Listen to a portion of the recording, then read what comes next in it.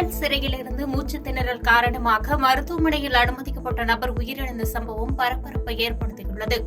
சென்னை அரும்பாக்கம் பகுதியைச் சேர்ந்தவர் கமலேஷ். இவர் அரும்பாக்கம் காவல் நிலையத்திற்குட்பட்ட பகுதியில் நடந்த அடிதடி சம்பவத்தில் கைது செய்யப்பட்டு கடந்த ஏப்ரல் 29ஆம் தேதி புழல் சிறையில் அடைக்கப்பட்டார். இந்நிலையில் கமலேஷுக்கு நேற்று திடீர் உடல்நலக் குறைவு ஏற்பட்டது. இதனை அறிந்த சிறை காவலர்கள் கமலேஷை உடனடியாக சிறை மருத்துவமனைக்கு அழைத்து சென்றனர். அங்கு முதலுதவி சிகிச்சை அளிக்கப்பட்டு மருத்துவர்கள் பரிந்துரையின் பேரில் மேல் சிகிச்சைக்காக ஸ்டான்லி அரசு மருத்துவமனைக்கு அழைத்து செல்லப்பட்டார். அங்கு பரிசோதனை செய்த மருத்துவர்கள் கமலேஷ் வரும் வழியிலேயே இறந்துவிட்டதாக தெரிவித்தனர். இதுகுறித்த புகாரின் பேரில் புழல் போலீசார் வழக்கு பதிந்து விசாரணை நடத்தி வருகின்றனர்.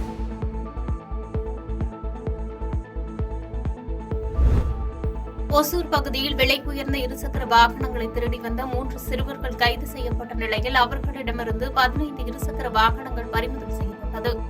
கிருஷ்ணகிரி மாவட்டம் ஒசூர் மாநகராட்சி புறநகர் பகுதிகளில் தொடர்ந்து இருசக்கர வாகனங்கள் திருடப்படுவது நாளுக்கு நாள் அதிகரித்து வருகிறது.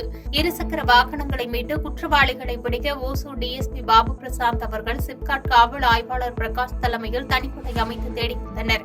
இந்த நிலையில் சிப்காட் பகுதியில் போலீசார் வாகன தணிக்கையின் போது சந்தேகத்திற்குரிய நபர்களை பிடித்து விசாரணை மேற்கொண்டதில் தருமபுரி மாவட்டம் பாலக்கோடு பகுதியைச் சேர்ந்த 18 வயது நிரம்பாத 3 சிறுவர்கள் விலை உயர்ந்த இருசக்கர வாகனங்களை திருடி வந்தது தெரியவந்தது. தொடர்ந்து 3 பேரையும் கைது செய்துள்ள போலீசார் அவர்களிடமிருந்து 18 லட்சம் ரூபாய் மதிப்பிலான 15 இருசக்கர வாகனங்களை பறிமுதல் செய்து விசாரணையை தீவிரப்படுத்தியுள்ளனர்.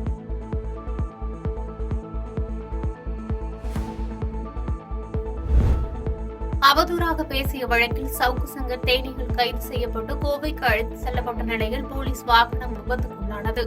காவல்துறை அதிகாரிகள் குறித்தும் பெண் காவலர்கள் குறித்தும் அவதூறாக சமூக வலைதளங்களில் பேசிய விவகாரத்தில் சவுக்கு சங்கரை தேனியில் வைத்து கோவை மாநகர சைபர் கிரைம் போலீசார் அதிரடியாக கைது செய்தனர். இதனையடுத்து போலீஸ் வாகனத்தில் சவுக்கு சங்கர் கோவை அழைத்து செல்லப்பட்டார்.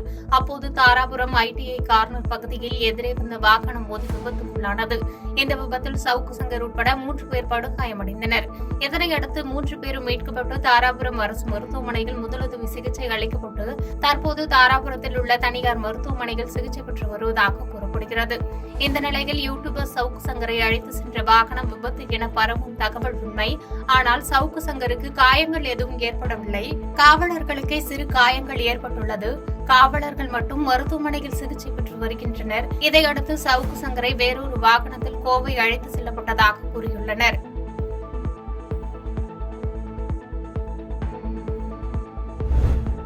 தென்காசியில் வெயிலின் தாக்கம் அதிகரிப்பதை தொடர்ந்து பொதுமக்கள் பயன்பாட்டிற்காக நீர்மூர் பந்தலை அமைச்சர் KKSSR ராமச்சந்திரன் திறந்து வைத்தார். தமிழகத்தின் வெயிலின் தாக்கம் அதிகமாக உள்ள நிலையில் பல்வேறு அரசியல் கட்சிகள் மற்றும் அமைப்புகள் சார்பில் மக்கள் பயன்பெறும் வகையில் நீர்மூர் பந்தல்கள் அமைக்கப்பட்டு வருகிறது.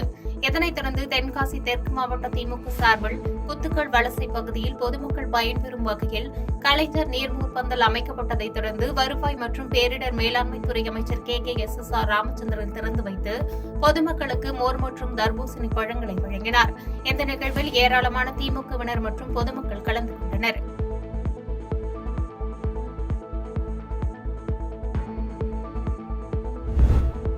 போலி ஆவணங்கள் மூலம் இந்திய குடியுரிமை பெற முயன்றதாக இலங்கையைச் சேர்ந்த 2 உட்பட 3 பேரை சிவகங்கை கியூ பிரான்ச் போலீசார் கைது செய்தனர். இலங்கை தம்காலா பிலிசா பகுதியைச் சேர்ந்தவர் ரதம்பாலா காமேஜ் மற்றும் இலங்கை அம்பாளம் கோடா பகுதியைச் சேர்ந்தவர் ஜெயசேகரா ஆகிய 2வரும் கடந்த சில நாட்களுக்கு முன்பு சிவகங்கை மாவட்டம் தேவக்கோட்டைக்கு வந்து அங்குள்ள ஒரு தனியார் லாட்ஜில் தங்கி போலி ஆவணங்கள் மூலமாக இந்திய குடியுரிமை பெற முயற்சித்துள்ளனர். இவர்களுக்கு தேவக்கோட்டையை அடுத்த வெட்டிவயல் கிராமத்தைச் சேர்ந்த கருப்பையா என்ற சிவா, சென்னையில் வசிக்கும் இலங்கையைச் சேர்ந்த செந்தூரான் மற்றும் முகமது அசாம் என்ற பசீர் ஆகிய 3 பேர்களும் உதவி செய்து வருவதாக சிவகங்கை மாவட்ட கியூ பிரான்ச் போலீசாருக்கு தகவல் கிடைத்தது. இதனைத் தொடர்ந்து கியூ பிரான்ச் போலீசார் தேவக்கோட்டையில் உள்ள தனியார் விடுதியில் தங்கியிருந்த ரதாம் காமேஜ், ஜெயசேகரா மற்றும் தேவக்கோட்டை வெட்டிவேல் கிராமத்தைச் சேர்ந்த கருப்பையா ஆகிய 3வரையும் கைது செய்து விசாரணைக்கு அழைத்து சென்ற நிலையில் இவர்களுக்கு உதவி செய்த சென்னையைச் சேர்ந்த 2வரையும் தீவிரமாக தேடி வருகின்றனர். போலி ஆவணங்கள் மூலம் குடியுரிமை பெற முயற்சித்தது தொடர்பாக கைது செய்த 3வரிடமும் சிவகங்கை மாவட்ட கியூ பிரான்ச் போலீசார் தொடர்ந்து விசாரணை நடத்தி வருகின்றனர்.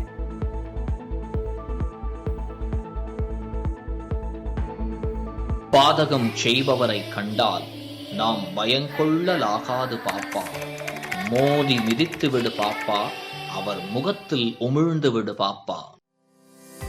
அண்மை செய்திகளை உடனுக்குடன் தெரிந்து கொள்ள இணைந்திருங்கள் இயம்நாடு தொலைக்காட்சியுடன்.